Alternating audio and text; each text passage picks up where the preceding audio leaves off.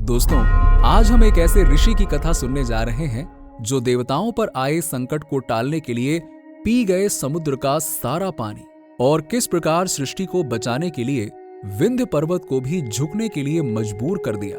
इन महान ऋषि का नाम अगस्त्य मुनि है। वैदिक ऋषि वशिष्ठ मुनि के बड़े भाई अगस्त्य मुनि का जन्म श्रावण शुक्ल पंचमी यानी 3000 ईसा पूर्व को काशी में हुआ था। वो स्थान अगस्त्य कुंड के नाम से प्रसिद्ध है। एक समय जब वृतासुर देवताओं को बहुत परेशान कर रहा था, तब देवेंद्र ने उसके विरुद्ध युद्ध छेड़ दिया और छल से उसे मार डाला। इस युद्ध में वृतासुर के 2 सेनापति कालकेय और कुछ राक्षस अपने प्राण बचाने में सफल हो गए और पूरी धरती पर छुपने के लिए घूमने लगे। उस समय देवराज इंद्र ने अग्निदेव और वायुदेव को राक्षसों का पीछा करके उन्हें मारने का आदेश दिया। राक्षसों को जब धरती पर छुपने का कोई स्थान ना मिला तो वो समंदर की गहराइयों में चले गए और वहां जाकर छुप गए। हर दिन सूर्यास्त के बाद वो दोनों बाहर निकलते और ऋषियों, देवताओं और महान पुरुषों को परेशान करके सूर्योदय होने से पूर्व वापस समंदर की गहराइयों में आकर अंदर छुप जाते। देवता मदद लेने के लिए भगवान विष्णु के पास पहुंचे। भगवान विष्णु ने उन्हें बताया कि उन दोनों को पकड़ने के लिए केवल एकमात्र तरीका है कि समुद्र को सुखा दिया जाए और ये कार्य केवल एक ही महापुरुष कर सकते हैं और वो है ऋषि अगस्त्य मुनि।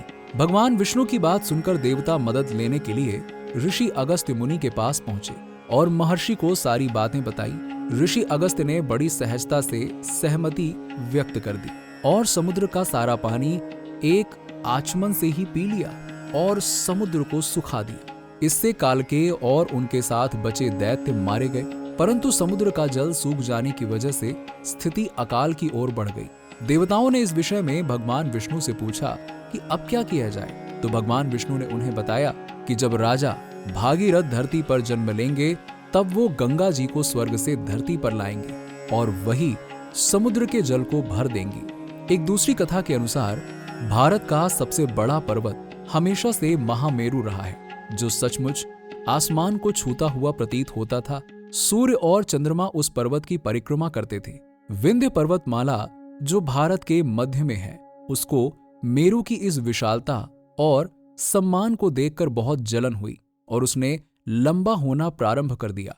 लंबा होते होते एक समय आया जब सूर्य और चंद्रमा दक्षिण की ओर यात्रा करने में असक्षम हो गए, जिसे देख देवराज इंद्र ने ऋषि अगस्त्य मुनि से प्रार्थना की कि वो कोई उपाय करे। ये वो समय था जब भगवान शिव ने देवी पार्वती से शादी करने का निश्चय किया था। संपूर्ण विश्व भगवान शिव के विवाह में शामिल होने के लिए हिमालय की यात्रा करना प्रारंभ कर चुका था। इसके कारण पृथ्वी के उत्तर की तरफ झुकाव शुरू हो गया। भगवान शिव ने इस स्थिति को संतुलित करने हेतु ऋषि अगस्त्य से दक्षिण की ओर यात्रा करने का अनुरोध किया, जिससे कि उनकी तपस्या से पृथ्वी का संतुलन बना रहे, अनिच्छा से ही सही। परंतु ऋषि अगस्त्य ने भगवान शिव की इच्छा का मान रखते हुए दक्षिण की ओर यात्रा प्रारंभ कर दी। उनके रास्ते में विंध्य पर्वत आया, जिसे पार करना अनिवार्य था, परंतु वो बहुत लंबा हो चुका था।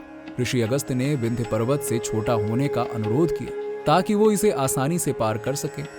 विंध्य पर्वत ने ऋषि की प्रार्थना को स्वीकार किया और तुरंत छोटा हो गया, परंतु ऋषि अगस्त्य ने विंध्य पर्वत से कहा कि तब तक छोटा रहे जब तक कि वो वापस उत्तर की तरफ ना चले जाएं, और विंध्य पर्वत ने उनकी इस प्रार्थना को भी स्वीकार कर लिया। लेकिन इसके बाद ऋषि अगस्त्य भारत के दक्षिण में ही बस गए और कभी वापस ही नहीं लौटे। ऋषि अगस्त्य मुनि जब भारत के उत्तरी हिस्सों से दक्षिण की तरफ आए तो वो शिव भक्त थे। वो अपनी पत्नी के साथ तमिलनाडु के कुटरलम नामक स्थान पर गए। कुटरलम में भगवान विष्णु का एक मंदिर था। जब ऋषि अगस्त्य ने मंदिर में प्रवेश करने की कोशिश की तो वहां के स्थानीय लोगों ने ऋषि अगस्त्य मुनि को ये कहकर मना कर दिया कि ये मंदिर भगवान विष्णु का है और आप तो शिव भक्त हैं। ऋषि अगस्त्य मुनि ने अपनी चमत्कारी शक्तियों द्वारा मंदिर में उपस्थित भगवान विष्णु की मूर्ति को सबके सामने शिवलिंग में परिवर्तित कर दिया और लोगों को दिखाया कि भगवान शिव और भगवान विष्णु एक ही हैं। महर्षि अगस्त्य के भारतवर्ष में अनेक आश्रम हैं। इनमें से कुछ मुख्य आश्रम उत्तराखंड, महाराष्ट्र और तमिलनाडु में है।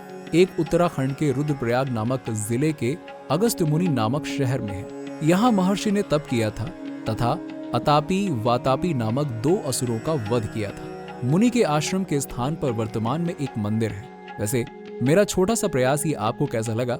अच्छा लगा हो तो चैनल को सब्सक्राइब करें, वीडियो को लाइक और शेयर जरूर करें और बेल आइकन को प्रेस कर दें ताकि ऐसी रोचक वीडियोस का नोटिफिकेशन आप तक पहुंच सके। मिलते हैं अगले वीडियो में, तब तक के लिए धन्यवाद।